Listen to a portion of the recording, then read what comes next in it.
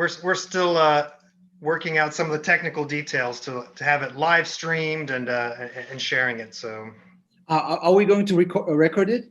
Yes, it's being recorded as well. That's very good. That's very good, because then I'll just, you put it on some link and I can send it to my colleagues, right?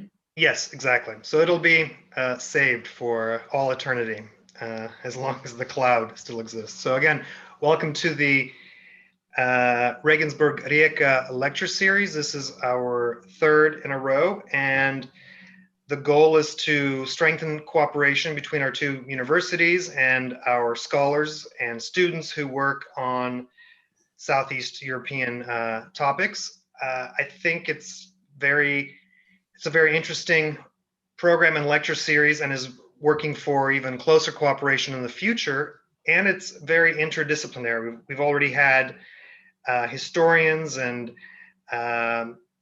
scholars from cultural studies and anthropologists in past lectures, and today we will also have two different kinds of lectures, one by a historian, another one by a cognitive linguist. So one looking at corruption, and also even I believe in the description, even the language of bribery, even the grammar of bribery, as we have here in the title, and the other one a more contemporary look at semiotics and language in the Croatian Parliament. So both presentations today will be about Croatia. So I also want to just remind the students in the class on Southeast European Studies to add their name in the chat so we can have the attendance that's listed. After the two lectures, we'll have some time for discussion, and then after the lecture series is over, I would just ask the students to take a 10 or 15-minute break, and we will then have a little bit of a discussion and a follow-up. So for students in the class, remember, just stay on the Zoom meeting after the speakers are done. And so I see that our second speaker, Benedikt, has also made it, streaming live from his office in Rijeka. Hello, Benedikt. How do you know that?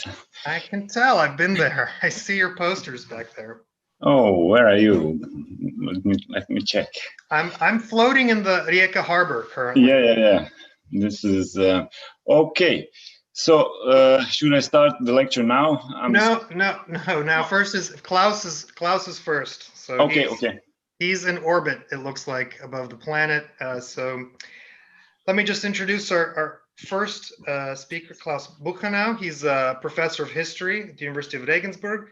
He has worked on a lot of issues related to Southeastern Europe and Russia's relation to the Balkans, also topics such as corruption, which I believe will be the topic of the lecture today, with a very interesting title, and dealing with the interwar period. So his PowerPoint is ready to go. So students also try to maybe have a few questions. I know we're still sort of in the imperial part of the history and the chronology of the class, but this is in a way the legacy of empire. So this is after these empires break apart and what happens. So it's a little bit of a preview chronologically, but I think it should raise some give us some interesting perspectives on what happens after an empire disintegrates after the Great War. And sorry, Klaus, one more comment. Also, if I noticed some of you yesterday came to the opening of the exhibition after the Great War. Those of you who haven't had a chance to see it, it'll be out there for 3 weeks. So follow COVID regulations, but it's outdoors, and take a look at that exhibition, and it's really relevant to the presentation now. So I'm done with my introduction. Klaus, the floor is yours. Dobro, dragi studenti, Riječani, mnogo sam srećan da mogu istupiti kao u vašem gradu, ali vi vidite da ja sam kao u kosmosu. To start and not to take too much time with funny words, this is the grammar of bribery. This is at least what I attempt on a concrete case study, which I took because it's so well documented. Usually you know little about corruption, you have these affairs, and it's hard to prove corruption and to sort of observe it. For the historian, it's sometimes easier to do this because in particular cases, we have a lot of material, which our contemporary, like investigative journalists do not have. So what I've tried to find is how the structure. First of all, what is like the object of greed? Let's call it like this. In the 19th century, that is in the 1860s, the princely family of Thurn and Taxis used their capital to buy large estates in Eastern Europe. Among them, there were also forests in Croatia.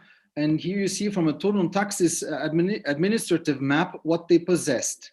You see, it starts, this is Fiume, Rijeka. In the hinterland of Fiume starts the largest bulk of the possessions in Gorski Kotar, around Delnice, Lokve, and so on.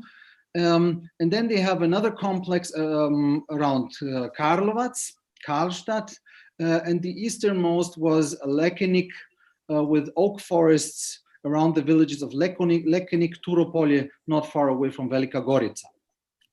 So these were their possessions, and they came under danger after Yugoslavia was created, since the family of Thurn and Taxis was considered an imperial elite. And as we all know, the new national states created after the First World War were against these old imperial elites.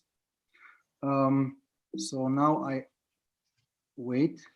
Okay, the object of desire were possessions. Excuse me, I have to switch this away because it sort of disturbs my, okay, I don't know how to do this. Prince Albert Lamoral of Thurn and Taxis, who was then the head of the family, possessed about 65,000 catastral yokes, or almost 38,000 hectares in Croatia, consisting primarily of forest. And forest was a very important resource of the Balkans, because the Balkans, the Eastern Adriatic coast, is the place mostly forested in the Mediterranean area. One of the first steps of the new Yugoslavia was to put the whole possession under state sequester, which means that there was a state administration, though the prince remained like the official proprietor, but he could no longer control these properties anymore. This happened in May 1919.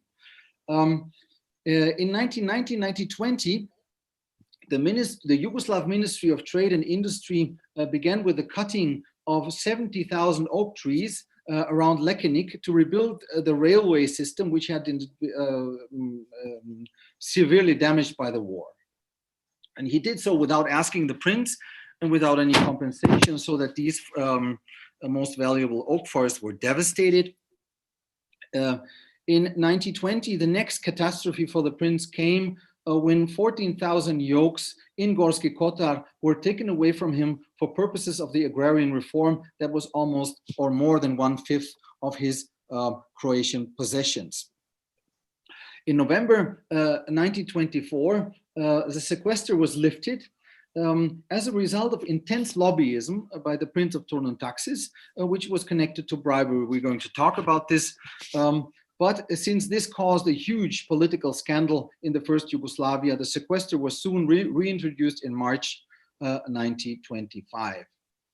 In 1928, the sequester was finally lifted, but the 14,000 yokes, which had been taken away for the agrarian reform, were never given back, and the oak trees were not compensated for, so that still the question of the princely property was left open. Here you see from a Thurn and Taxis archive how the railway sleepers were being produced right in the princely forests. In June 1913, a large part of the Thurn and Taxis woods was declared protection forests, which meant that there were harsh limits introduced for the exploitation. The background was that one of the princely foresters had engaged as, let's say, a whistleblower and told state officials that the prince was cutting much more wood than he would have been allowed to, like ecologically. After that, excuse me, I return to that. After that, there were harsh limits exposed on the forest usage, and the prince began with a war on forest expertise, which means that he started to pay his own expertises, which were proving that the forest was in good state, while the state said it was in bad state, and this was also largely connected to bribery. In February 1932, the next step is the almost complete expropriation of the Thurn and Taxis properties in Gorski Kotar. That was the year when the agrarian reform was basically finalized in Yugoslavia with the introduction of a law on the liquidation of the agrarian reform. At that stage, there were only 25% of the original properties left. In 1935 to 1937, we have a large lawsuit against the Thurn and Taxis representatives in Yugoslavia who are accused for the falsification of balance sheets, tax fraud, and bribery. These proceedings, though they delivered a lot of evidence, which I also draw on, were finally closed without sentences because of German diplomatic pressure. The conflict was finally settled between Yugoslavia and the prince in December 1939. That was when the time when we already have the Banovina Hrvatska and a very strong German influence, which helped to bring the settlement. And it meant that the 1932 expropriation was cancelled, that the 14,000 yokes were still not returned, that the prince had to transfer another 9,000 yokes to the state. But at least in this way, he could save 65% of his forests, and the state promised him a monetary compensation of 35 million dinars, of which he saw only a minor part because less than 2 years later, Yugoslavia was destroyed by Hitler and his Italian allies, so that the following states no longer felt responsible for paying this compensation. Here you see Thurn and Taxis forestry buildings in Lokve in Gorski Kotar in the interwar time, or before the First World War, excuse me, 1911 is probably the year. And this is what it looks now today in a very poor state, and the forestry buildings are basically have been turned into apartment buildings during the communist times. The same thing is true for the forest administration in Delnice, right by the Luzinska Cesta. This is the historical picture, and on the right side is what it looks now. Before I come to talking about bribery as such, I want to say something about moral motivations. For the prince, who knew very well what was going on and what his agents were doing on the spot, it was struggling against political injustice. So these formal incorrectnesses for Regensburg were just a means to fight a much bigger injustice, and this is the policies that Yugoslavia was pursuing. The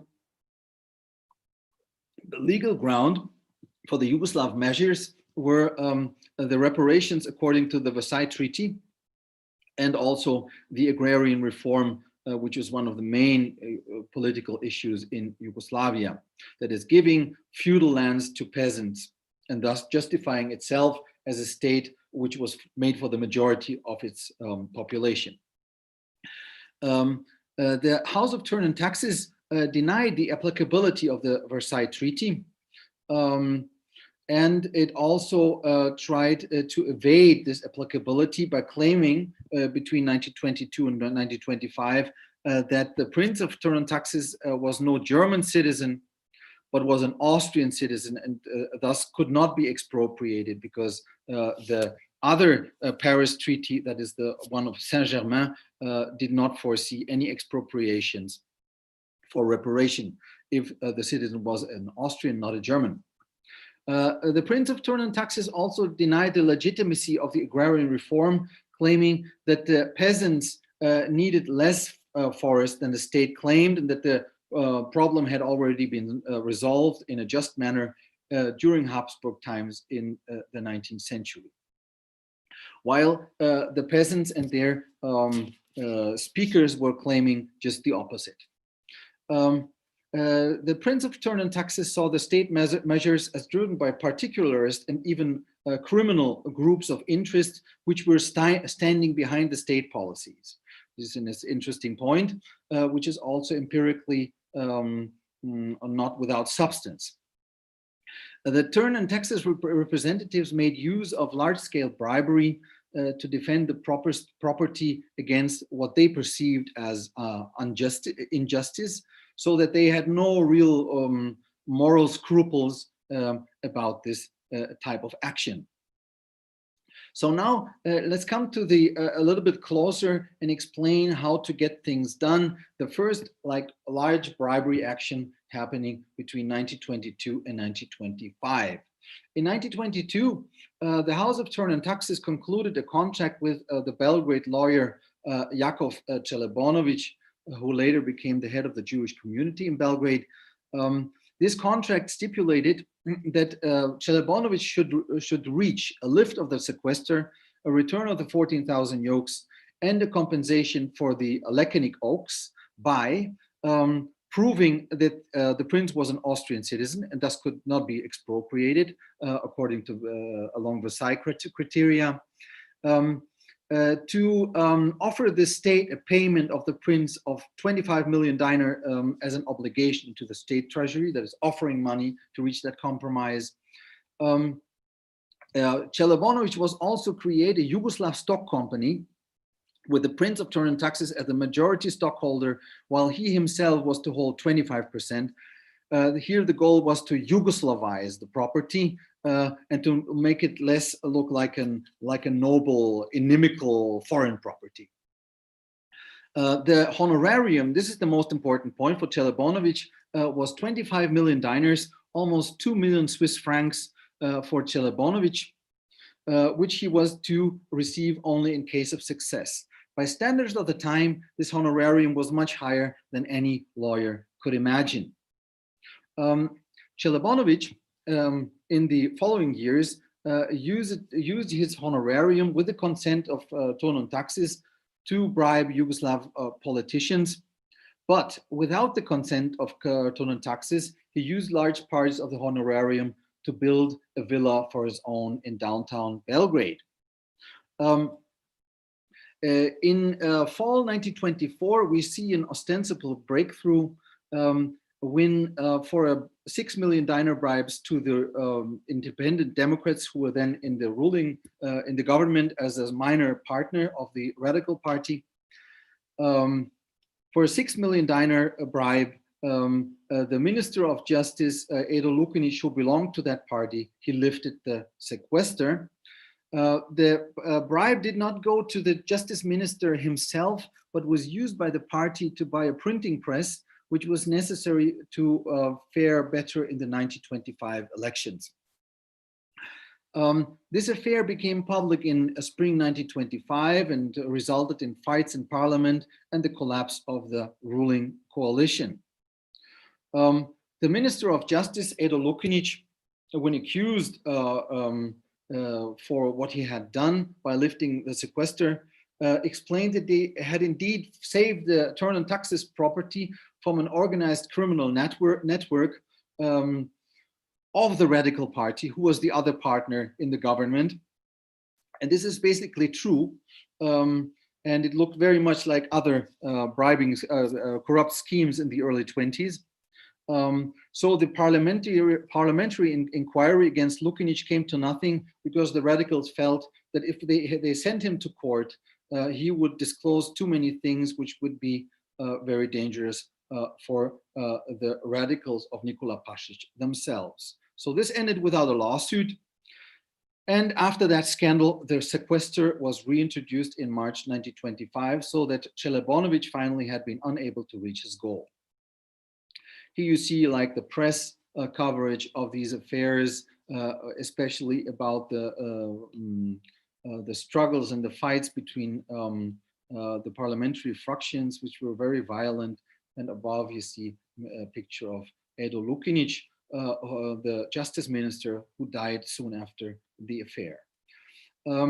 This is Jakov Celebonovic, the top agent of the prince in Yugoslavia. And on the right side, you see the villa, which was built partly with the money from the Celebonovic honorarium, and which was called, like among the populace of Belgrade, the Thurn and Taxis. This building had a fatal consequence for Celebonovic because everybody saw it as a symbol of corruption. How could he become so rich in such a short time? So rumors were spreading, and finally no Belgrade politician still could allow himself to be seen with Celebonovic in public because everybody might automatically think that this was going to be the next corrupt deal. The second attempt of Thurn and Taxis bribery was in the early 1930s. The corruption of the 1930s was no longer directed against the sequester because the sequester was lifted in 1928, but it was directed against the finalization of the agrarian reform and against the ecological measures, that is, against these protection forest declarations, and they were connected to, forest expertise. The law on the liquidation of the agrarian reform from 1931 was designed to finish and systematize the previous ad hoc measures of the agrarian reform. And Thurn and Taxis in this situation feared that the state would ask for much more than just the 14,000 yokes which already had been taken away. In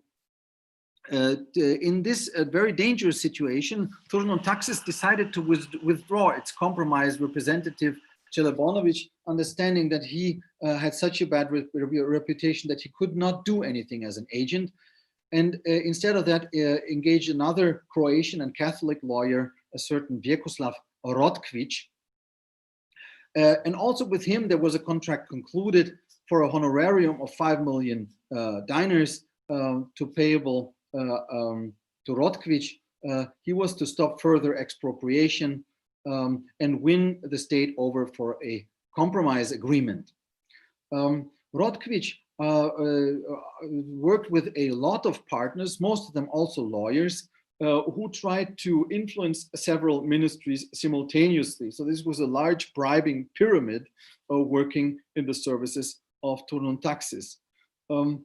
A parallel action started at the mixed German-Yugoslav arbitration court. These arbitration courts were installed by the Paris peace treaties, and one of these courts was dealing with the Yugoslav-German questions, and among them with the properties of the Prince of Thurn and Taxis. Here, Thurn and Taxis bribed the Yugoslav representative of the court so that the bribery also reached not only Belgrade, but also Den Haag, where this court was situated. The whole action, nevertheless, failed in February 1932 with the radical expropriation of the Thurn and Taxis forests in Gorski Kotar. The reason why all this bribery hadn't helped anything was that agrarian minister Juraj Demetrovic had systematically blocked Thurn and Taxis lobbyism. He was from the former HSS and very much feared for his popularity among the peasants in Croatia. And this is why he forbade all his officials to have to do anything with the Thurn and Taxis representatives. So if somebody says everything could be bought in Yugoslavia, in the kingdom of Yugoslavia, because it was so corrupt, my research would say no, in certain cases, this was not possible. A part of the scheme were bribes to state foresters to hinder the protection forest status and to reach an adequate compensation for expropriated forests. This was like a minor complex of the whole story. Now I come to what I've really promised you in the title. Is the grammar of the bribery. I use here a theory from the social sciences or from new institutional theory, which is the principal agent theory, which says that somebody, an owner of a property, usually needs to have an agent to do something with that very property. And the agent and the principal have different knowledge, and they also have different interests, so that the outcome, if the principal tells something to the agent, is very often unforeseeable. And in this case, you have like the owner, which is the Prince of Thurn and Taxis, and you have the agents, which were his numerous lawyers in Yugoslavia.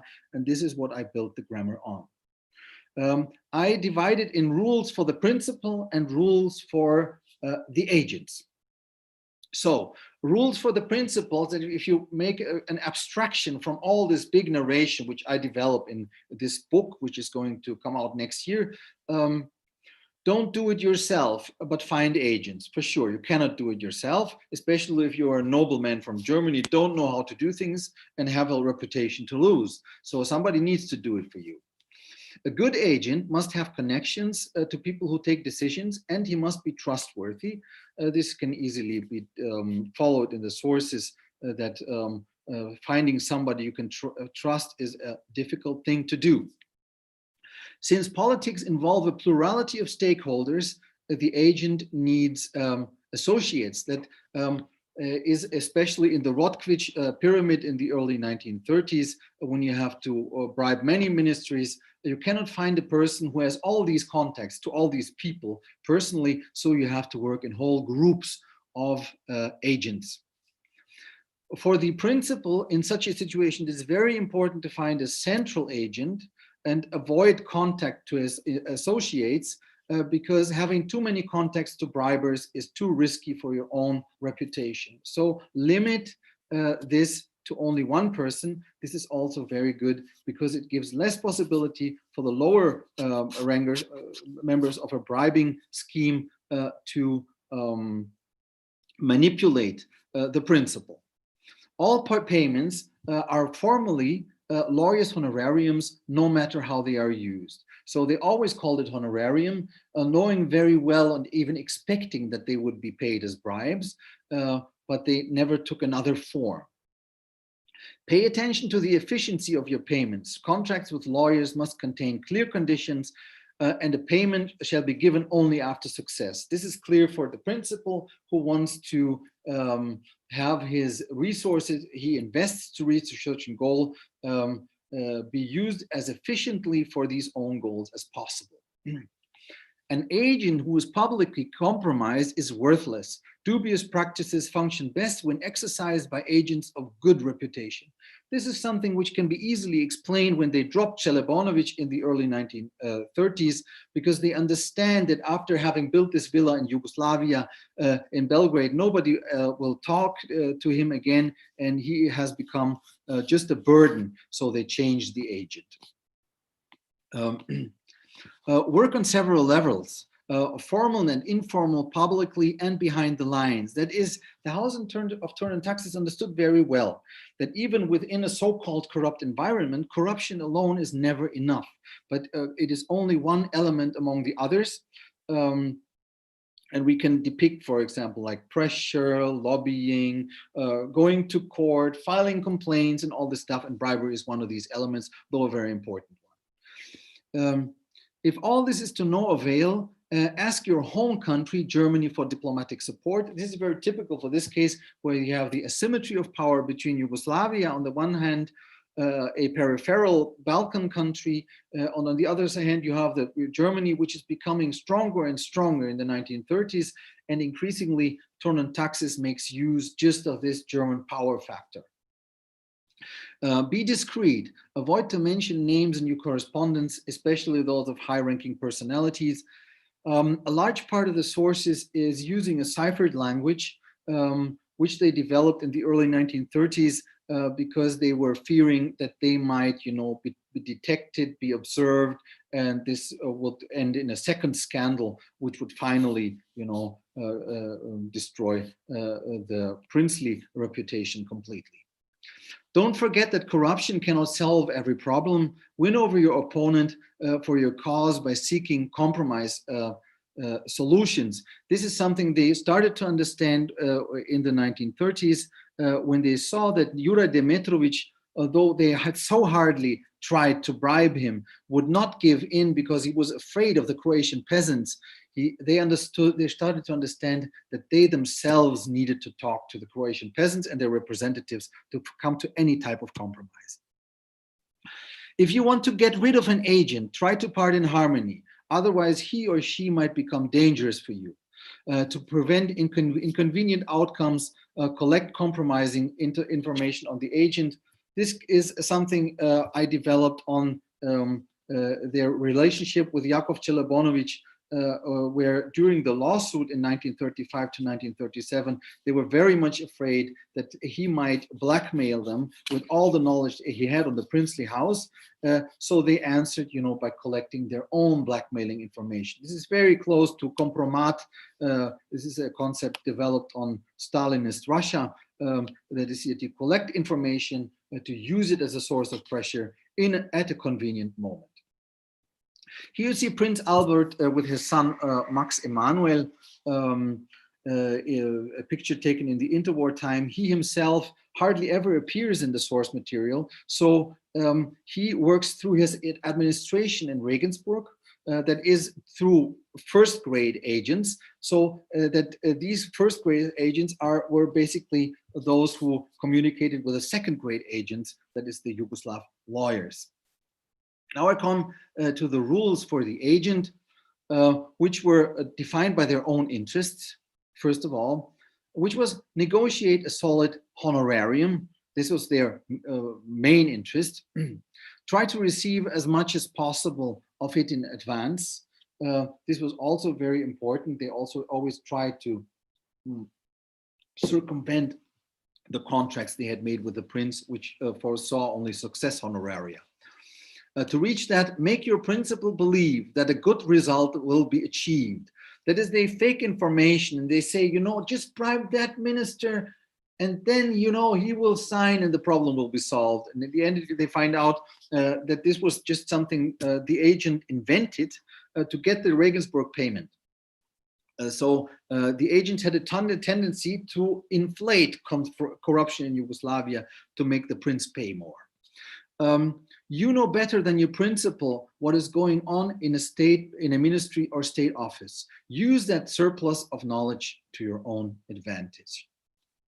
Make your principal believe that you have a lot of associates who also earn money. That is fake partners. It was a technique of Čelebonović, who said he had hardly anything of his big honorarium left because he had so many partners working in the radical party, trying to influence the king, trying to influence this and that, and they all had to take a share in this honorarium.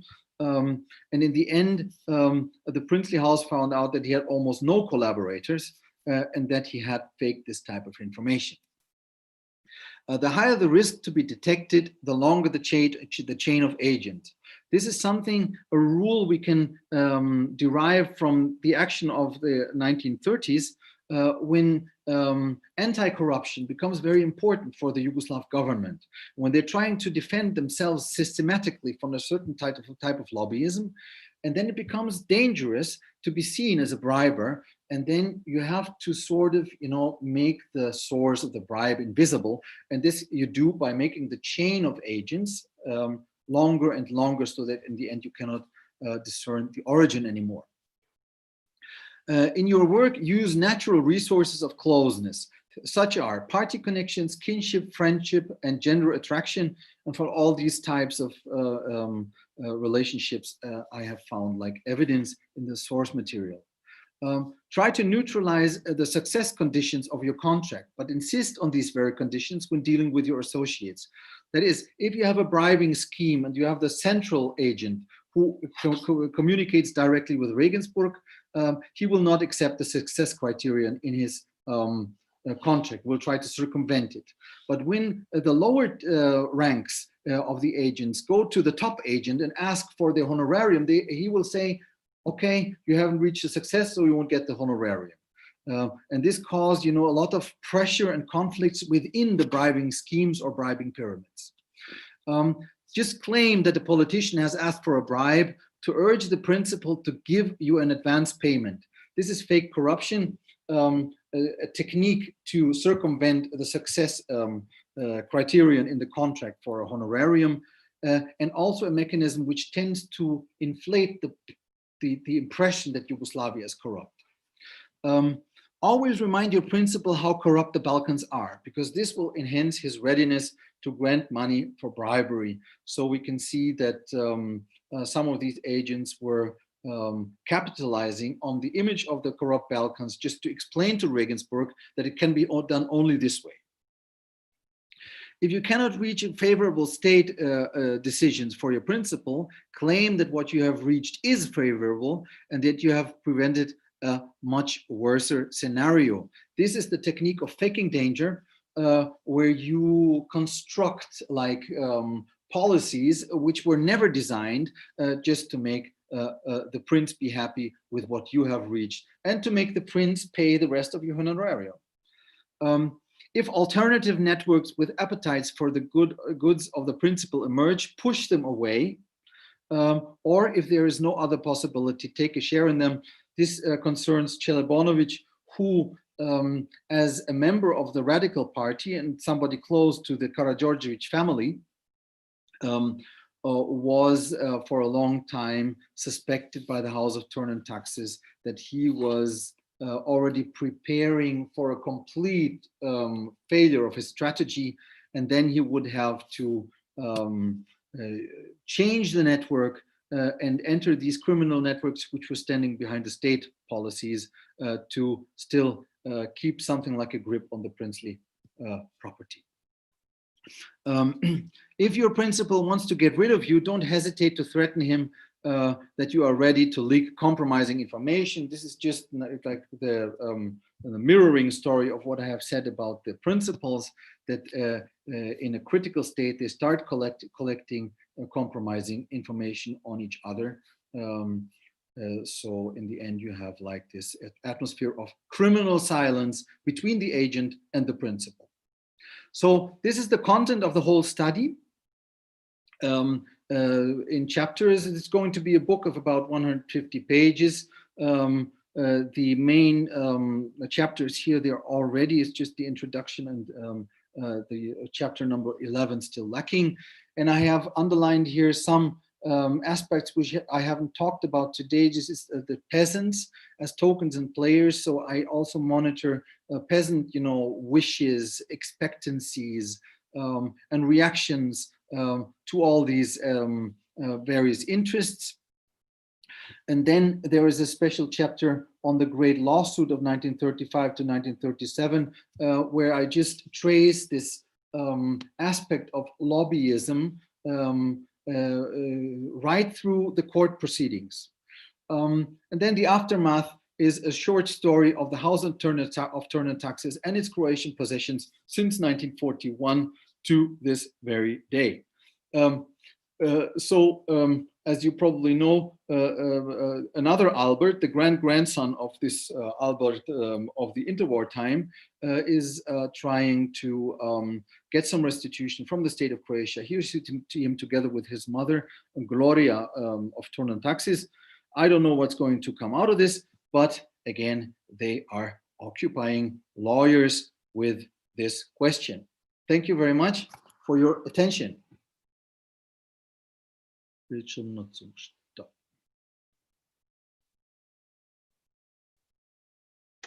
Wow, thank you, Klaus, for that wonderful presentation.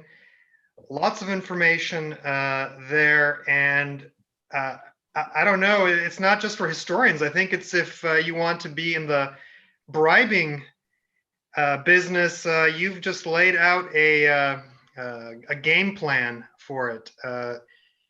So it's great. Petra, did you accidentally? Do you want to say something or? No. No, one of the students is turning their mic off and on. I think we should have our second speaker, and then we can have a round of questions for both of the speakers. But that was really fascinating, and I loved the final slide because we all know there's no corruption, lawyers, or bribery going on in contemporary Croatia, of course. So.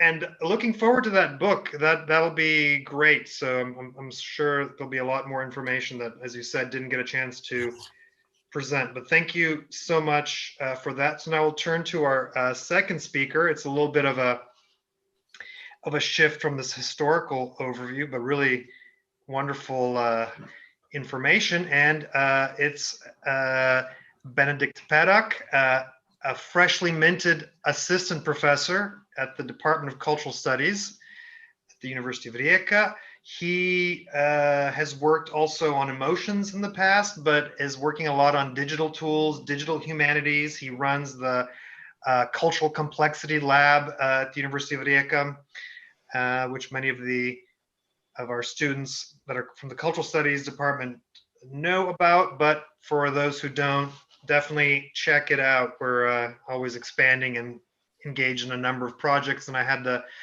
pleasure of working with Benedikt on a 4-year project called From, Not Framing the Nation, and Collective Identity in Croatia. And it was without his digital expertise, I don't think the project would have really done as much as it has in the past. So Ben has shared with us something. Yeah, but I would I'll like let the floor is yours now.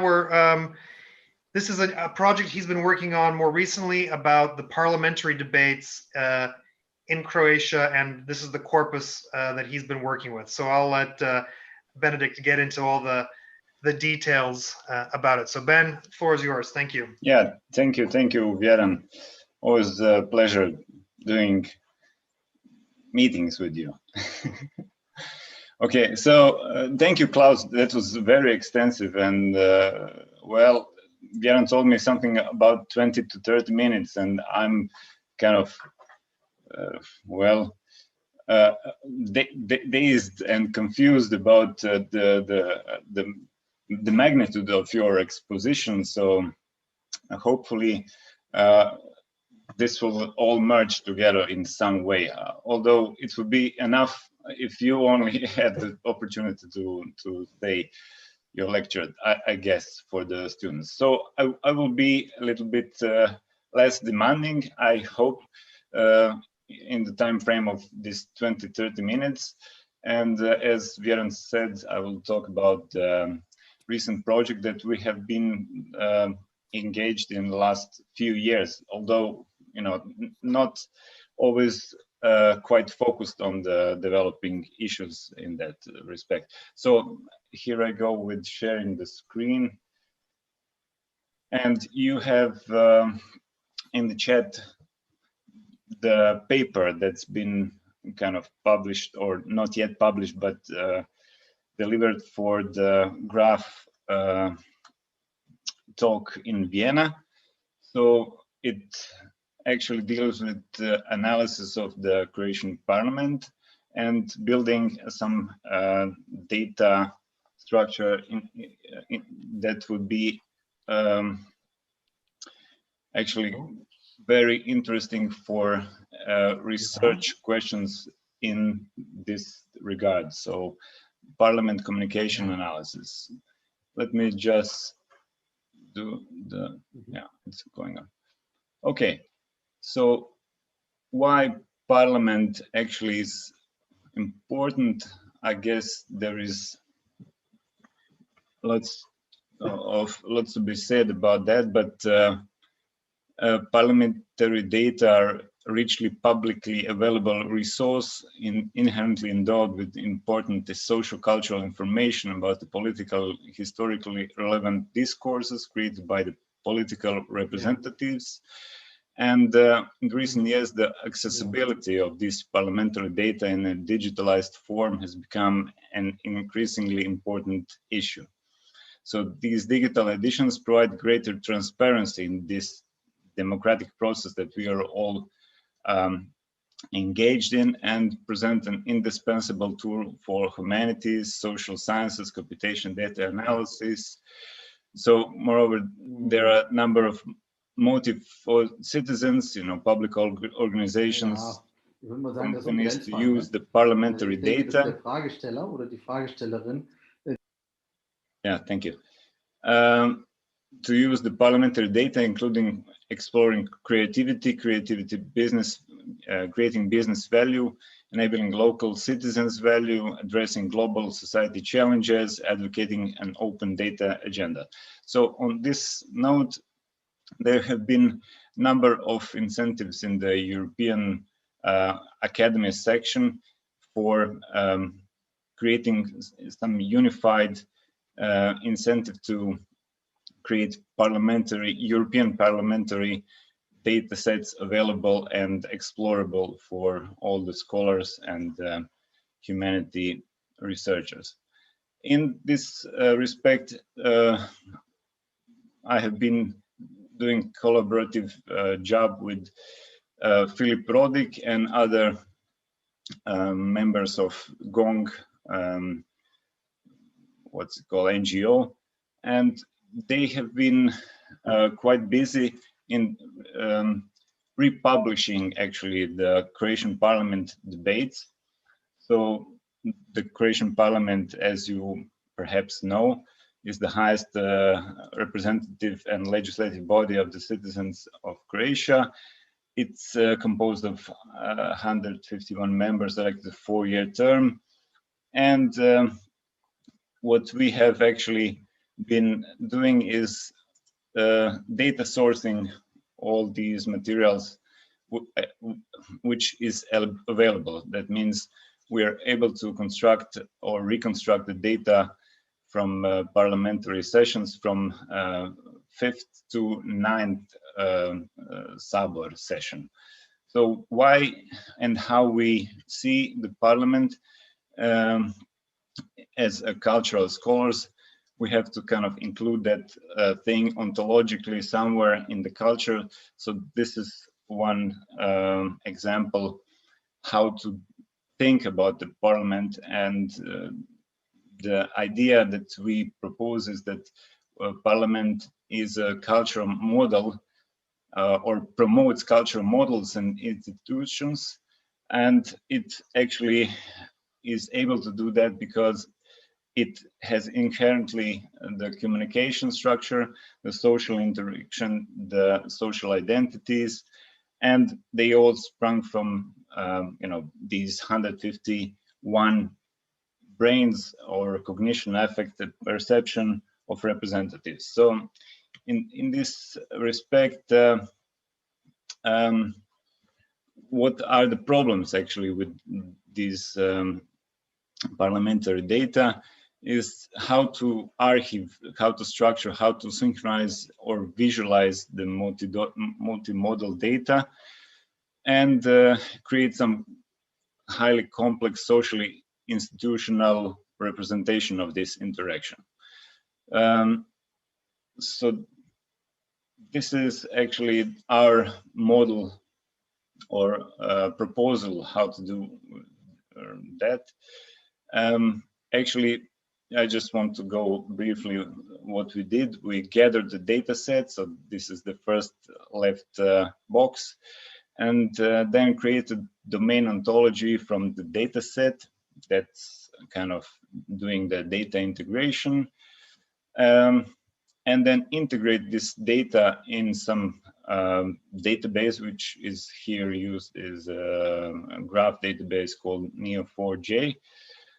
Then we have to kind of select all the textual metadata. That means all the sentences, all the words that representatives give, and then process it using these NLP tools.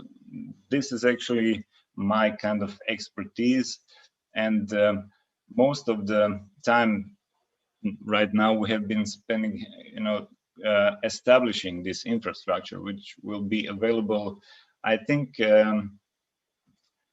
by the end of this month already on the website of our EmotsNet project.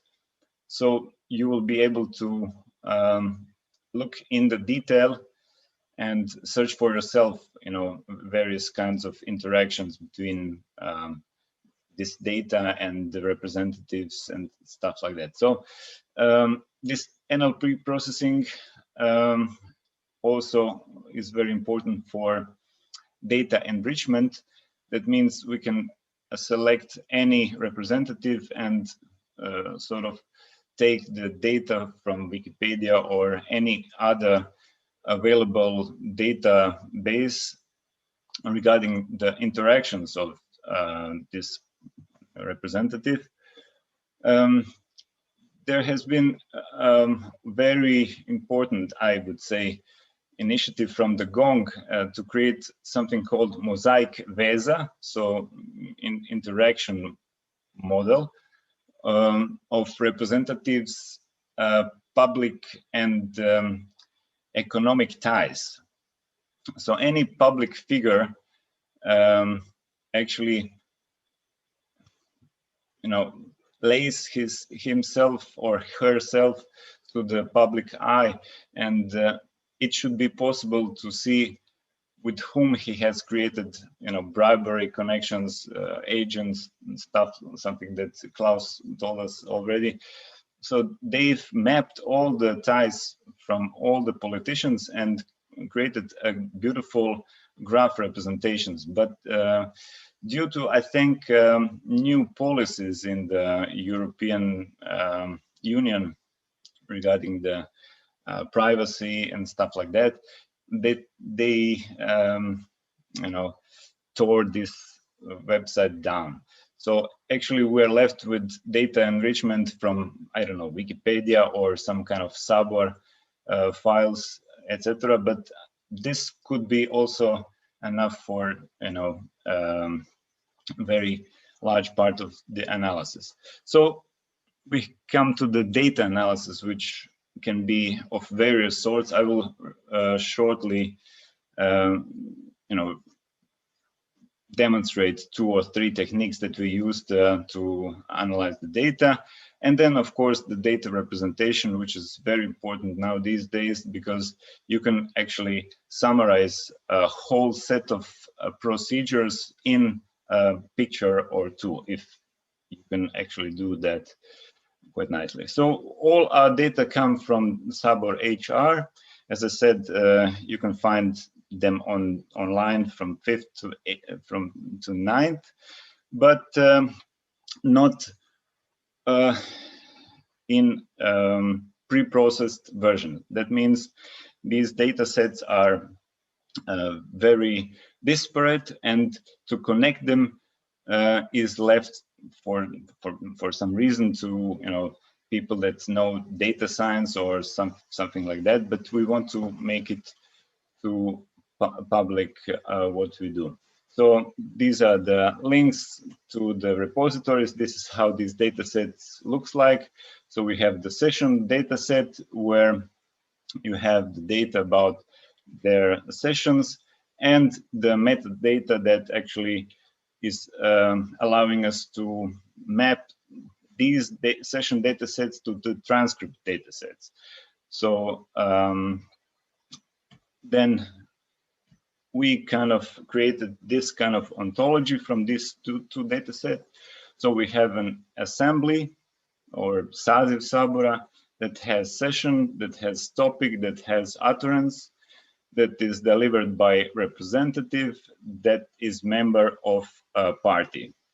So for each of these labels or categories, there is a set of features or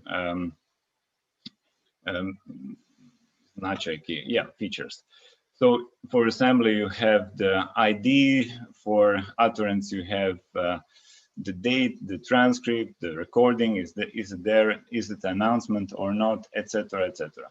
So any of these kind of major categories can be expanded or enriched. What I said, for instance, if you have party So you can reach onto database of certain party, get information when they were established, what changed in certain year, etc., etc. For representative, you can also track his records, what is he doing right now, or did he change any party, and etc., etc. So of course, within the suburb, there is something category called club, not actually party. So we also track that. But the main focus of our research was on the utterances and transcription or parsing of these structures into sentences and tokens.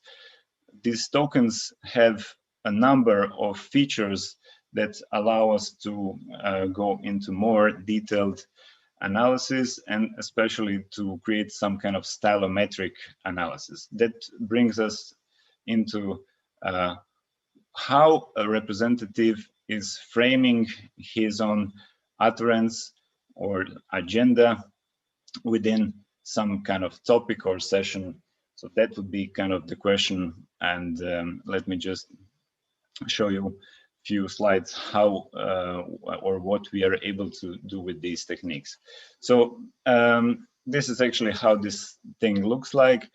I'm not sure if that interests you, but if you're more interested into that kind of thing, I consider joining in this digital linguistics course that we promoted this year. And I think it's a very fine addition to our humanities scholarship. So you have a sentence, and then the program actually parses each word and assigns what kind of part of speech is it, and etc., etc. Some syntactic dependencies. Is it subject to what is the object of a sentence, etc., etc. So the performances are not perfect, so we don't have the perfect representation, but actually it's important to have as good as it gets. And these are very good numbers for now. For instance, it can identify the base form of a word, inflection or inflected, stuff like that. So within 98%, so that's quite good. But the syntactical stuff, it's not quite as good. It goes up to 80% or so. But still, we are able to process each sentence like this. So we get the tokens or words. And for each word, we get various other grammatical information onto that. So why create corpus in the graph database? I guess by now you should see the logic behind it. It gets very connected, and this connected storage allows us to bring about unity to disparate data sets. So it's also intuitive and structurally complex. And we can create custom ontology for linguistic and social analysis. And also we can run various graph algorithms to compute metrics, for instance, which word is closely related to another word, or who is the speaker that created most of these utterances, etc., etc. So these are the formal stuff, just shortly. And we have some summarization data out of this corpus. So 5 assemblies, agenda, something like 6,000, around 900 members of parliament, 42 political parties, 400,000 utterances with 4 million sentences, and around 80 million tokens. So what we can actually do with this stuff, we can ask, okay, what are the most frequent noun lemmas, which would be something of a conceptual markers. So Of course, the number one concept in the parliament is some kind of problem. And of course, we have minister, and then we have citizen and system as a kind of concept, then labor, ministry, club, budget, time, reply, committee, etc., etc. So these are not unusual stuff, and of course, because of the formal nature of some of these words, it's not, you know, surprising that we have a minister there or ministry, etc. Excuse me.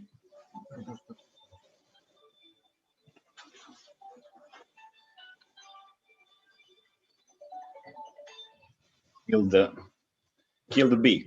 Yes, and then out of these things, it's more important maybe how we can actually map the data from representatives. So this type of analysis is called stylometric, and the stylometric summarizations are based on the linguistic behavior of representatives. They can provide insights into individual linguistic profiles of the representatives and their conceptual framing. So the prominence of a speaker in the parliamentary debates can be related to the count of the utterances by representatives. So the number of utterances can be related to, you know, is he important or not? So of course we have as a prime speaker Šeks Vladimir with over 45,000 utterances, and then Bebić Luka, Leko Josip, Zgrebec Dragica, Stazić Rainer, blah blah blah, etc. So these are long-standing politicians in the Croatian parliament, and maybe not surprising, again, we have these first three as former presidents of parliament. So again, by the formal nature of their function, they were able to collect more utterances. So this might not be unusual, but as a very newcomer, Pernar Ivan was able to rise into some 20th position of all time in this corpus. So these kind of things can indicate, you know, as a kind of proportion of their being in the parliament, we can actually count their productivity, at least, if not, you know, going for the prominence or something like that. So this is one of the methods that we can use. Of course, there are some proportionate ones. And then if we go a lower level deeper, or a little bit to semantic field, what we can actually get from this technique is create a valid concordator. So concordation means just having a keyword in the context. So if I want to know everything about love in the parliament, then I would have to just write the love as a basic form in Croatian and get all the forms, which is of course ljubavi as a plural and stuff like that, you know, genitive and stuff, ljubav, ljubav, lju, etc. But in the current version of our representation, we don't have that.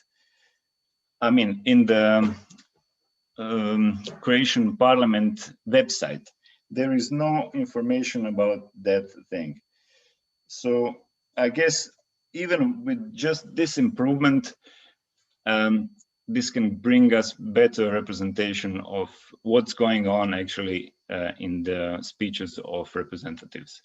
So here are some records how they speak about love. So maybe I can just talk. Htio bih odmah na početku kazati, pošto govorimo o djeci, ponekad i u nekim raspravama dosta politiziranosti, da se djeca ne rađaju ni radi politike, ni radi države, ni radi klase, ni radi nacije, da se rađaju radi ljubavi, kao što je već neko jutros rekao, i da je to posljedica možda jednog od posljednjih prirodnih odnosa između muškarca i žene, a koji su opet posljedica ljubavi. Okay, so you can actually get the notion of what are they trying to say with this love. So the love can be representative of an agenda regarding some marriage policies or policies about the gender, stuff like that. So this kind of concordance gives us opportunity to investigate into semantic relations between concepts, but I will get to that in the one step. What we can actually do on this level, just by counting words and or proportions given by the overall representative talks about something, so we can get to the numbers of who actually was given, who gave the most numbers for a specific word, or proportion of the frequency of that word to the frequency of this corpus that representative gave. So in this proportion setting, we can see that love is mostly used by, or highly used by, Antičević, Marinović, Ingrid. So, and then we have Jurjević, Marin, then Kosor, Jadranka, Lalić, Ljubica, etc. This can be also performed or processed for other words. For instance, out here we have a set of emotions. You know, let's see who is the most prominent definer of fear. So again, we have Antičević, Marinović, Ingrid in this corpus. Then Lesar, Dragutin, Kajin, Stazić, Šuker, etc. Then let's ask ourselves about pride. And then we have Šuker, but then again, we have Antičević, Marinović, Ingrid, Grubišić, Bora, etc. So let's see what's with joy. Then we have Karlić, Antičević again in the second place, and then Pernar, Babić, Milanović, Letica, etc. So stid. Now we come to something else: Stazić, Šeks, Grubišić, Matković, Milanović, Letica. But out there in the first 20, we have also Antičević, Marinović. So now we can see some pattern. So one lady is actually quite prominent in expressing the various emotion states as categories in her speech. So this type of analysis, or you know, just summarization of prominence of a word in a corpus of certain representative can indicate that perhaps some groups or you know, classes of representatives would like to share more their emotions, or you know, if you know something about the language as a communicative tool, they want to activate emotional you know, type of reasoning. So what we can conclude that Antičević, Ingrid has the highest value of emotional incentive in creating these political utterances, or she targets those things in the brains of her you know, counterparts. So the next level of you know, research could be whether this is special to her, or maybe, you know, as a female, all the females do the same. So do all the, males tend to kind of shut their emotional language and speak with more reasoning type of arguments? That's that are the questions that I would like to see some students come forward. Maybe we can process the data and have MA or even PhDs could be produced by that. So now I come to the relations between the concepts, so some kind of semantical relation. And the problem of semantic relatedness is the following. So when we have a dictionary, we have words that are close, listed by some A, B, C, D, F, G, arbitrary selected rules.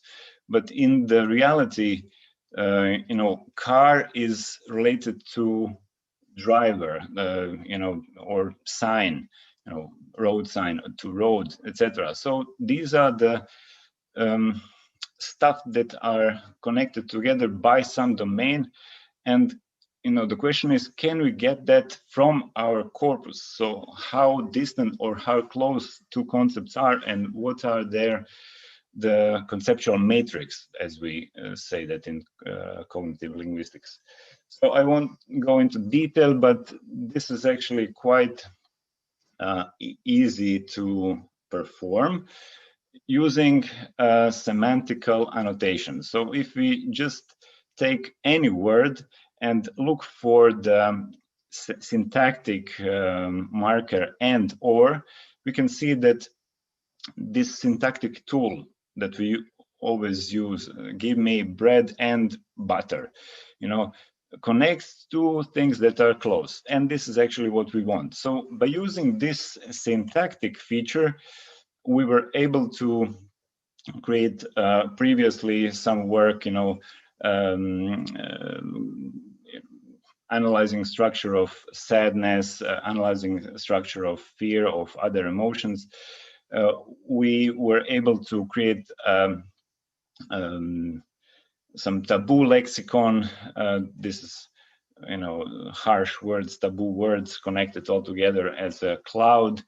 And of course, I would like to thank Vjeran for providing me opportunity to work on his great project, Framnat, speakers on commemorations. This is the map how we did it. 7 commemorations with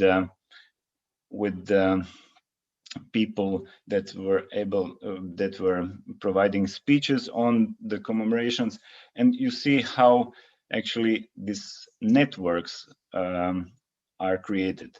So, for instance, Ivo Josipovic was present at Jasenovac, Brezovica, Knin, but not at Bleiburg, not at Jazovka, and this is actually quite similar to the left-right political spectrum.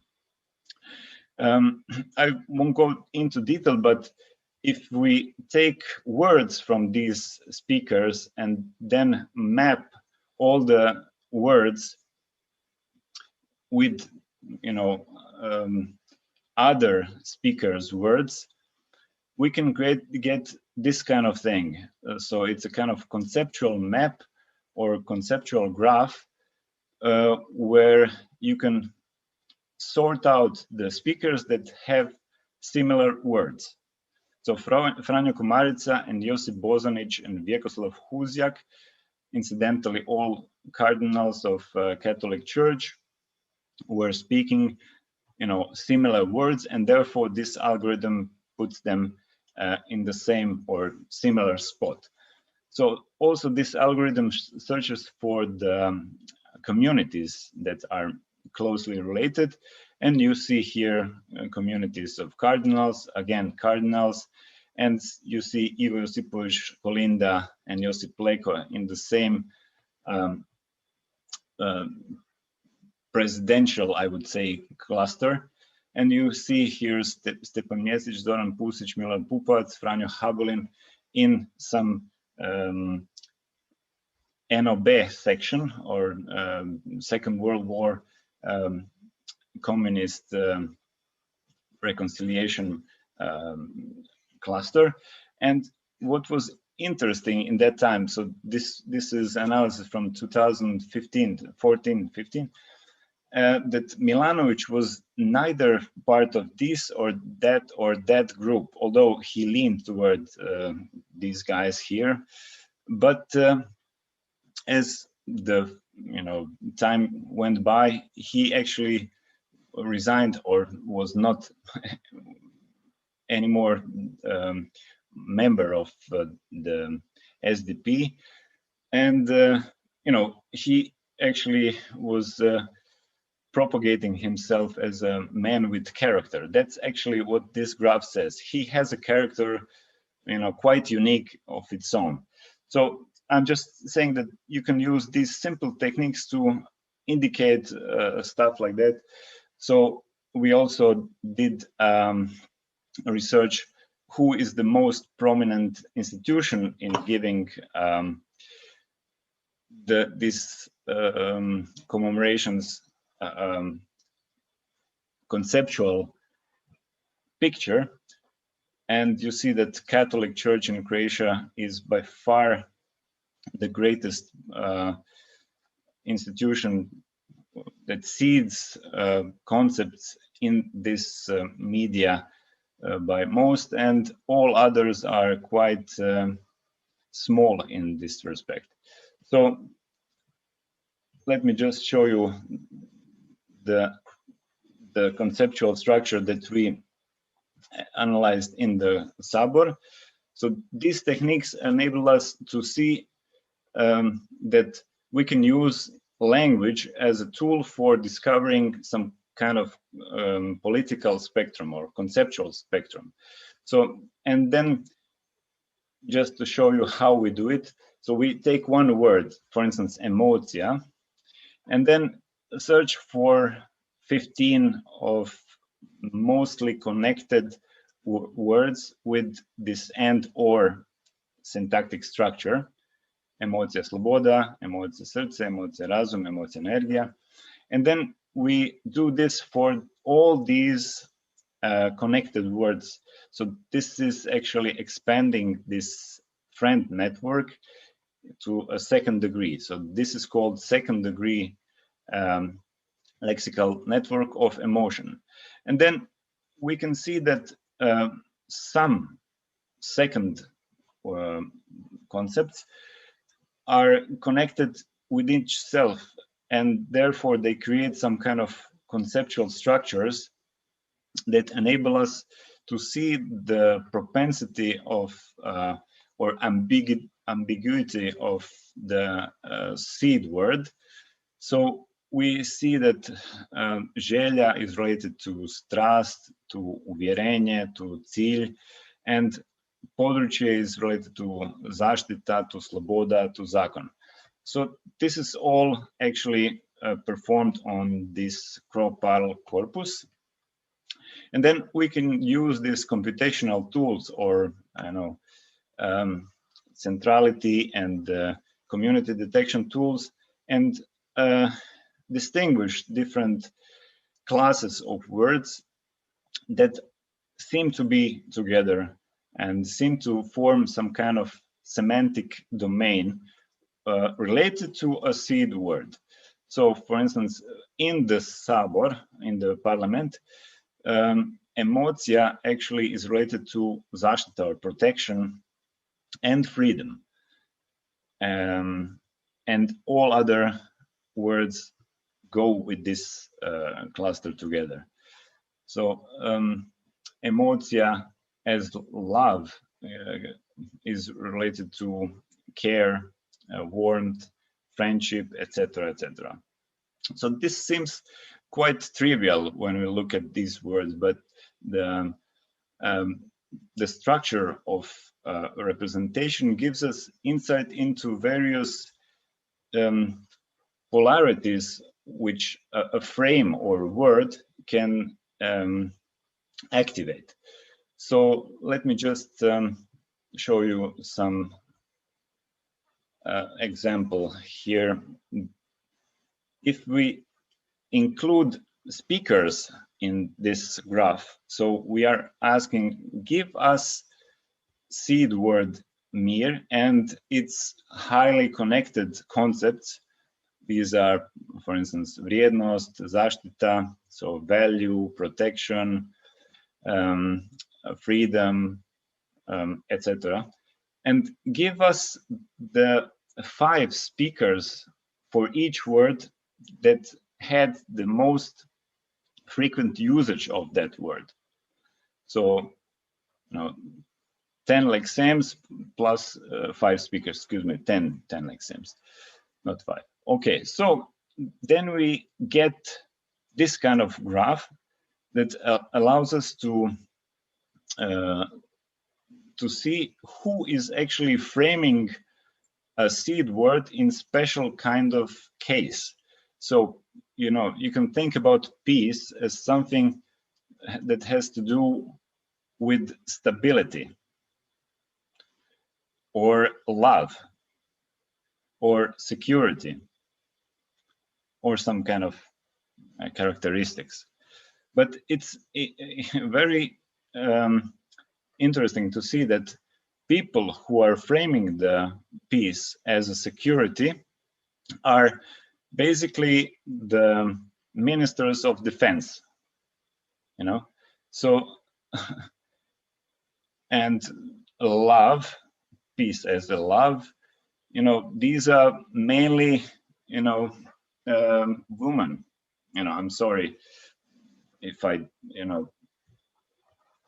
go into some kind of gender differentiation here, but it seems like that.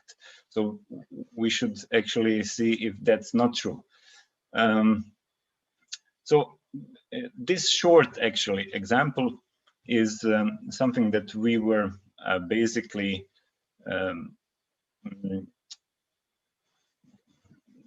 creating for analysis of this sort, and I would like to hear from you, maybe in discussion, is it worthwhile going in this direction, and how would you, perhaps in your papers or some kind of research questions, deal with this kind of information tool that this thing is giving us? So there are many examples, terror, violence, these are all war or fascism, what I can go into details of that sort, but I think we're overdue with time, and I just want to come to conclusion maybe, and afterwards, if we have time, I can deal with different stuff. So graph modeling can bring about formalization of the social domain, which is very hard to do. So formalized emergent processes, complex of social interaction, communication, institution, cultural domains. We can come from description to qualitative analysis, provide a clear way of defining structural influence that brings about more empirically based research into humanities, without compromising the qualitative nature of the domain description. That's kind of very important. And corpus method of extracting co-occurrences in a coordination can provide with a measure for defining the conceptual ontological distance between two concepts, describe the polysemic structure of semantic domains necessary for understanding a single concept, so reveal cultural corpus-specific configurations, and aid in qualitative assessment of the speaker contribution to the conceptual framing. So thank you.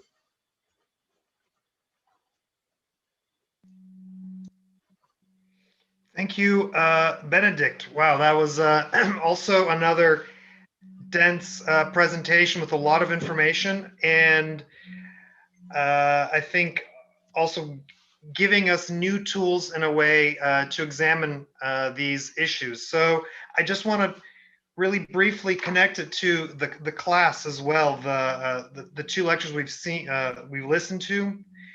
First, Klaus's lecture, which I think is relevant. It shows us 3 things, I think, which we've been talking about in the class as well. which is this legacy of empire. What happens after? And this is just one case of, not to talk about the demographic changes, the new nation states, but this is a very sort of practical ownership question and how long it took to deal with it. And the second one is this issue of corruption, which is still, a factor to this day. We see this from the interwar period in very much detail. And finally, which I thought was very interesting, Klaus, was this use of this Balkan discourse, which was in a way used by the agents themselves, playing on the Balkan card. Hey, look, we're so corrupt here. We need more money to deal with it. So we'll be looking at some of these discursive tactics and this idea of Balkanism later on in the course. And also to connect the two lectures, I think what Klaus's research has shown is what goes on in the parliament behind the scenes. Not only were there no transcripts available in these databases that Benedikt was showing, but a lot of these things were even coded. So, my question to Klaus would be I was interested in maybe your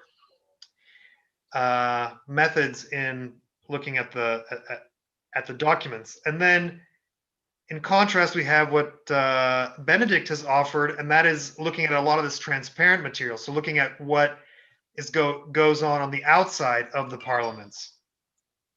And I think also for the students that are listening, we've seen a lot of digital tools. I mean, many of you are just in the humanities, so to wrap your head around this, you have to spend a lot of time in Benedikt's cultural complexity lab to take advantage of some of these tools.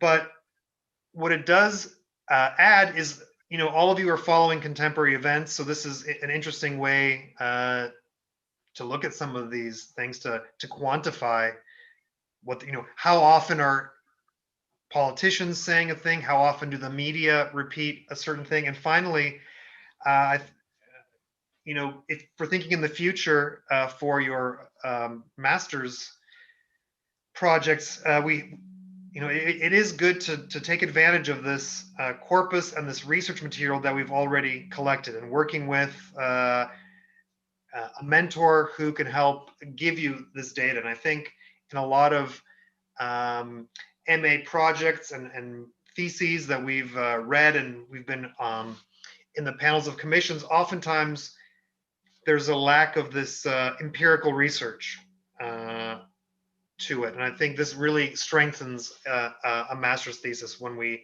have a strong empirical data set, whether it's using digital tools or looking at other kinds of materials. But I think that's really important. So, okay, we've had two very intense presentations. Are there some questions from the students, the other people who have been following? And anyone would like to make a comment? Turn your mic on, maybe a video,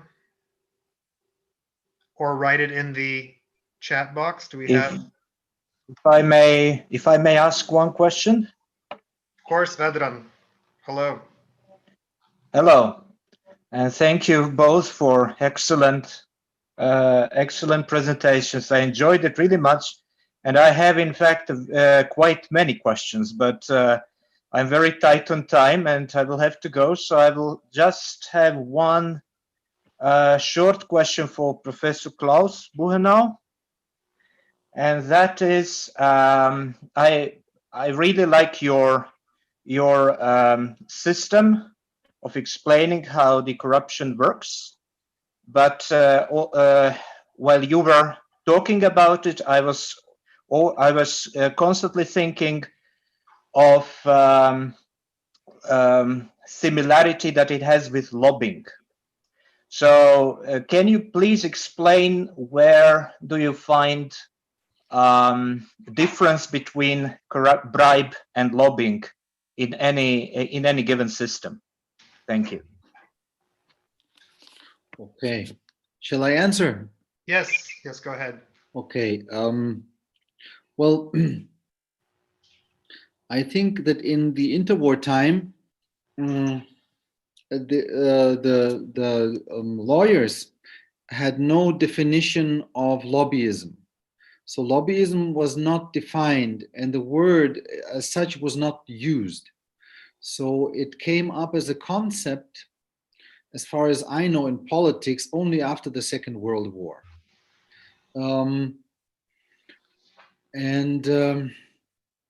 Well, I would say that lobbying is generally something which is in our today's linguistical system is not something illegal as such. For example, the German state has a lobbying register.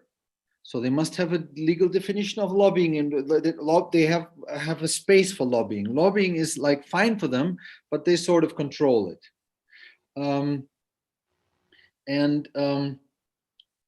If in contrast to that, bribery is a transgression within the lobbyism.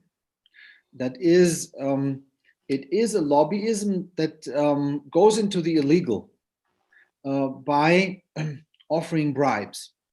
And for the legal framework of interwar Yugoslavia,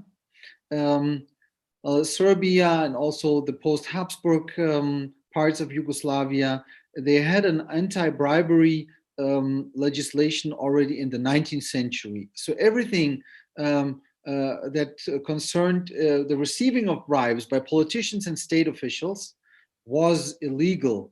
There was only this gray zone of, officials doing expertise in the forest, and then you offer them a place in a hotel. This was like the gray zone. But the giving of bribes was clearly, well, the receiving of bribes was illegal. And it was not included into the legal lobbyism. But then there is still a gray zone because Serbia had not regulated active bribery, that is the giving of bribes, until 1929. Before 1929, giving a bribe was not illegal. It was not. It was a hole in the legal system of Serbia. It was not a hole in the legal system of Croatia. So the Serbs closed this hole, I think, in 1929 or 1928. Before, giving a bribe in Serbia could be considered a part of lobbyism if you look at the formal system of law. Maybe this is more or less an answer.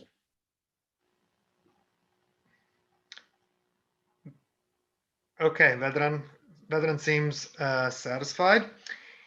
Do we have another question, perhaps, from any of the students? Regarding the difference between lobbying and bribery, I think a great example nowadays is in case of presidential candidate of America. How would you say his son Hunter Biden?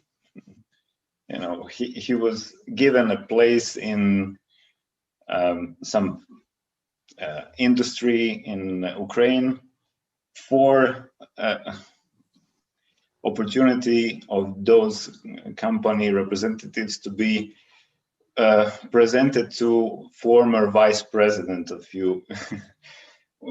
I think it's not it's almost like lobbying, but some consider it a bribe, I would say. I don't know. What do you say, Klaus? Well, it's, I was not so much thinking now about this Hunter Biden case. I was thinking about my own case. Yeah, but is it you have some formal structure, quite good represented, and whether you would consider that as a bribe or would that be a lobbying case? Well, in my case, I used a very a narrow definition of the bribe. This was just the conference of money. It was very easy to do because this is basically the way how it was done. It was not like in socialist Yugoslavia where, for example, you have this type of mutuality. You give me this and he gives me that, and there is no money exchange. But interwar Yugoslavia had these direct monetary exchanges, and you could count them. So for the research, it is quite easy just to focus on this type of exchange, and also on the just imagined type of monetary exchange. This was also a very frequent phenomenon, that for various purposes, you just invent cases of corruption, which were all, basically, they meant monetary exchanges. Well,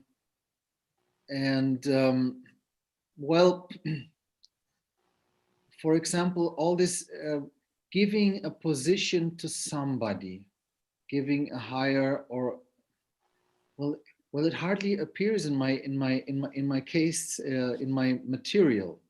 It is not so prominent. Though, for example, when you look at Thurn and Taxis and they make a contract with one of their agents, they never say in the contract bribe somebody. They just say honorarium for this and that, and this is your goal, right?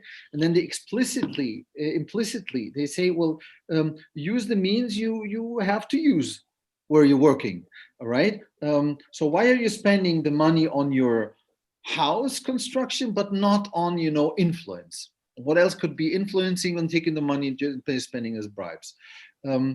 But for example, they never really pushed people to bribe.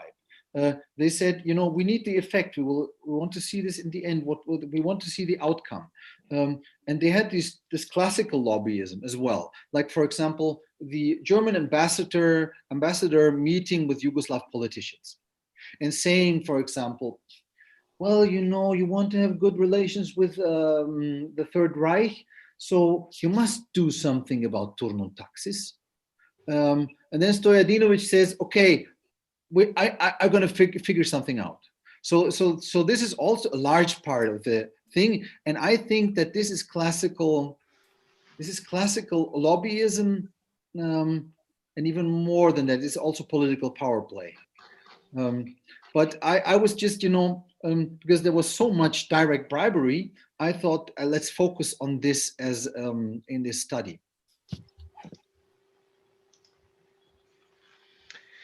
Okay.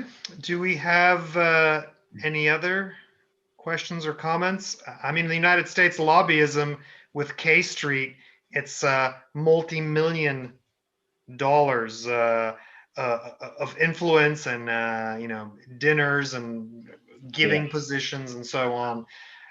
So it's taken to an entire next level. So if you would go to Washington D.C., I mean, it's just how you refer to the White House or the Kremlin.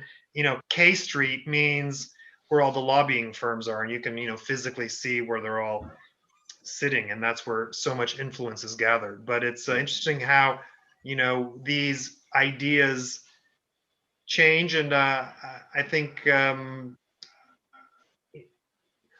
what something in the Yugoslavian, the interwar period, was completely normal was considered illegal and very much bribing in a different context or different country. So any other comments or questions? May I make a comment on Benedikt? Of course, of course. I found very interesting this linguistic analysis of Croatian parliamentary debates, and I just wanted to mention that in Regensburg we have currently a whole research group working on this corruption, and I'm just one of these 3 guys and 4 doctoral students now. And one in the working group is a linguist, is Björn Hansen, and he is working on, or his doctoral student is working on the linguistic field of informality and corruption in a diachronic perspective. And the main source is like newspapers from the beginning of the 20th century until more or less the breakup of Yugoslavia. And what they want to, they are searching like for in the source material, well, maybe not so much for frequencies, but they're like looking for world fields. antonymies, and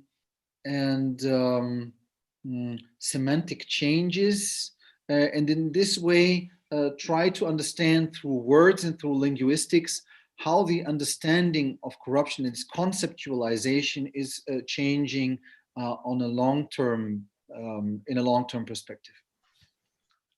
I think this is the way forward also for our research. I have been doing mostly the infrastructure until now, so building corpuses, tagging all this stuff and creating all the tools that guys that are not quite into informatics or statistics, that they can ready use, but have some humanities and social science perspective on that. So this is obviously quite boring from perspective of humanities and social sciences, but it's necessary. Without this kind of foundation, you cannot go into sound analysis of what you said, like semantic change. How would you even do that if you don't have all the tools at your disposal? So what I would like to actually is connect to your group. Perhaps we can exchange a few ideas. These are just formalized stuff that we managed to produce, but of course with students or scholars that are interested in these questions, the whole field can enhance very quickly. And of course, it's important to not just stay as an academic field. What I would like to actually to represent it, to the public, because I think most of the stuff that we are seeing now, who is actually for some kind of policies or who is against it, or all these various media kind of spins can be also traced back into the actual parliament setting, and this can bring more clarity to this whole debates that sometimes have non-significant but quite influential political flavors. For instance, long terms, for a long time, these questions about the communist versus homeland politics, which was the part of the Framnat thing, that was quite useless to normal politics, but this could be settled in different ways if we have tools to investigate what's important and what is not important, or to say, these are the semantic fields that attract certain topics in this frame or that frame, and formalize it clearly so everyone can see what's in the text. So I hope I'm not being too abstract, but yes, my message is I would like to connect with your group, and of course that would be interesting also for our students. Okay, so if we once I get the link to the recorded version of this meeting, I will give it to Björn Hansen and Jovana Jovic, who are the two linguists working in Regensburg on these questions. And they also have this problem of for the linguists, one of the main tasks is to create, first of all, the corpus, and the creation of the corpus as such is the prerequisite. And we're helping them because they can use materials we find as historians, but still it's a huge work. And especially if you have such a long time. Okay. Yeah. Hi, Björn. Can I ask something? Yes, of course, of course. Hi. Hello. So for Benedikt, actually the question, I really like your methodology, Benedikt, and I do agree with your enthusiasm about natural language processing. I'm not so sure myself about some of the hypotheses.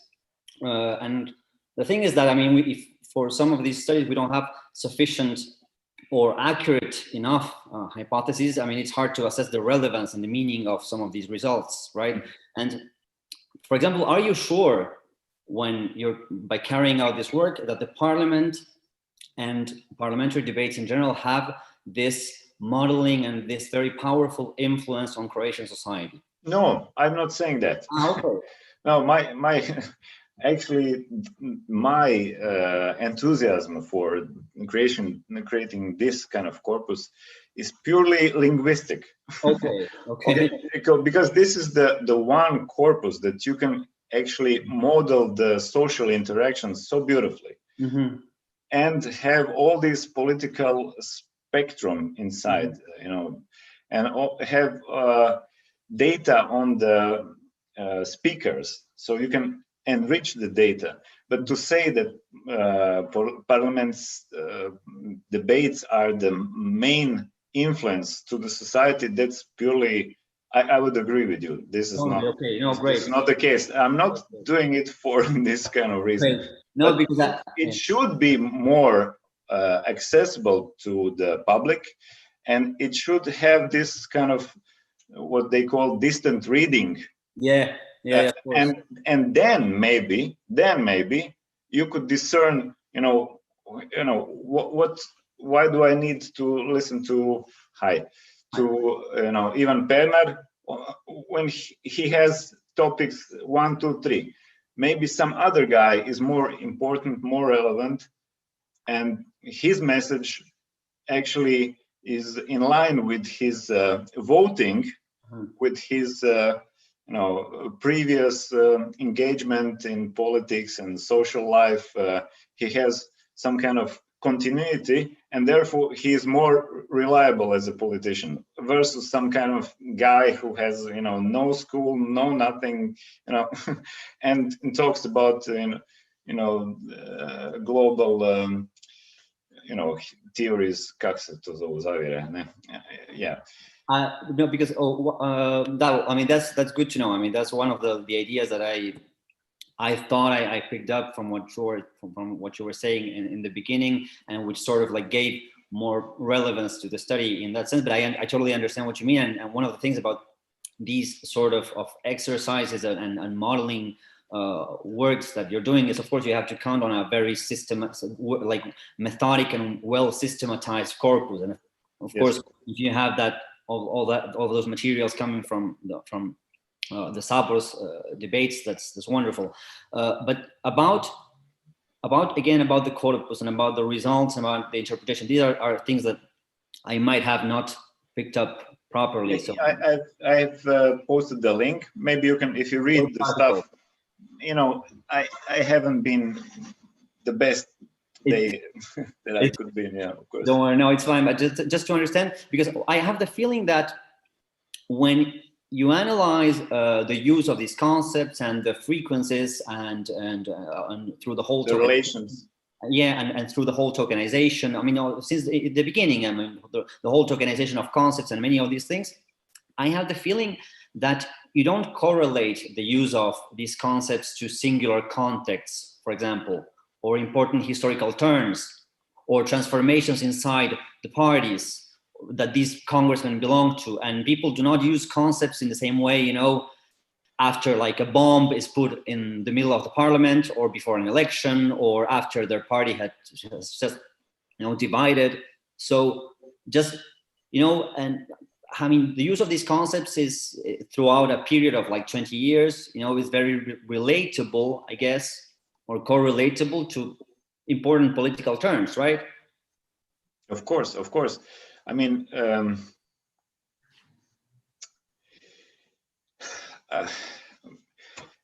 Yeah, I don't know if I should go in this direction, but let me say, for instance, a concept homeland Yeah. is very important. But you know, there are some influential politicians that are, you know, representing Serbian kind of parties that never actually said this concept. Of course. No, yeah, totally. So this can be indicator of the usage of terms. So homeland, domovina in Croatian, is highly, you could say, reserved term, and it influences whole other, you know, semantic fields that are, you know, in few clicks you're in some kind of a nationalist territory. So, you know, I can understand if someone from this Serbian party doesn't want to be included in that, but also this means you're excluded from any kind of conceptual framework that harnesses this term. So you understand what I'm saying? I totally understand, and I have the feeling that these methods very often help us to find these things that you're mentioning. Then again, sometimes I have the feeling that these are things that we already know. Of course. Did you have to actually do this work to know that the whole concept of the Domovinski Rat is quite alien to Serbian representatives? You probably know that in advance. Yes, but there are some concepts that you don't actually see, or you just misalign some things, and then you know, all these empirical methods that are, you know, very hard to do, very costly, you know.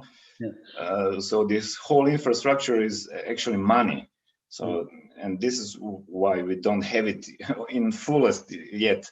But this can actually bring you the method to clarify things in, you know, 1+1, you know, reductive manner.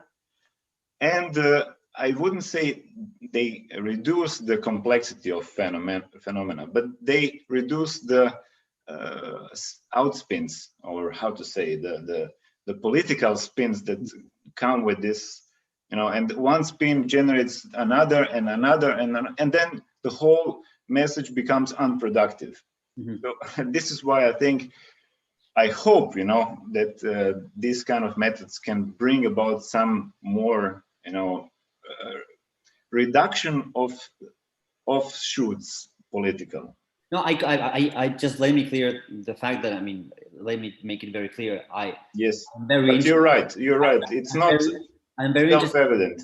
I'm very interested myself in these methods, and I'm asking this because these are the sort of questions that I, you know, actually ask myself all the time about natural language processing in politics. But I believe that they are very useful, and I think that it's just a matter of finding the way, you know, of combining these methods with maybe more historically informed, let's say, I mean, just to find a way actually of combining what you mean in terms of systematizing these corpuses, and at the same time introducing the complexity of historical analysis.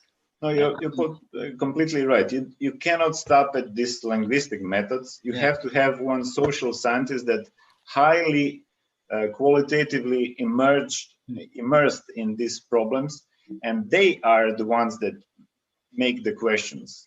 Of course. And not the linguist. You know, so when the whole infrastructure is put out there, I guess the linguists stop to be a valuable asset anymore, and political scientists are more important.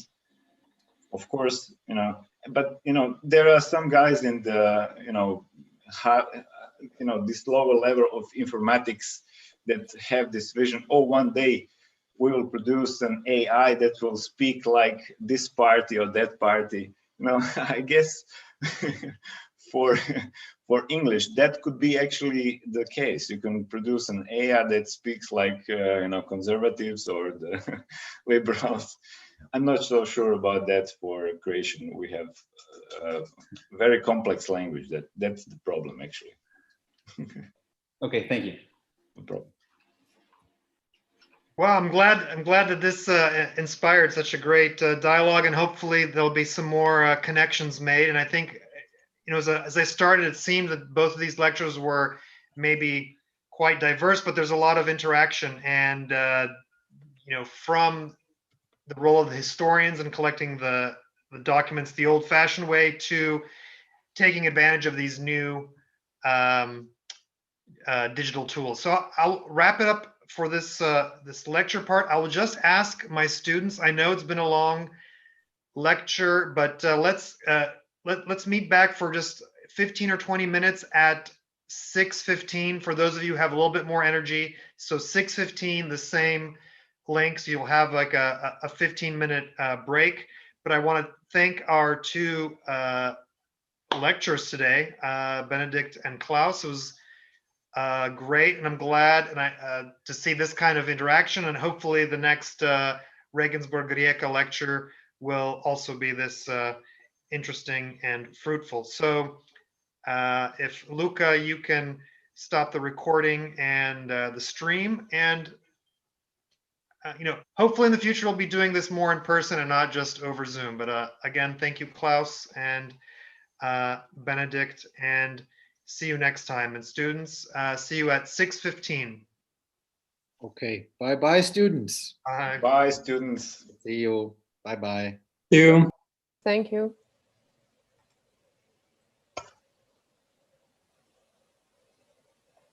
Okay, on the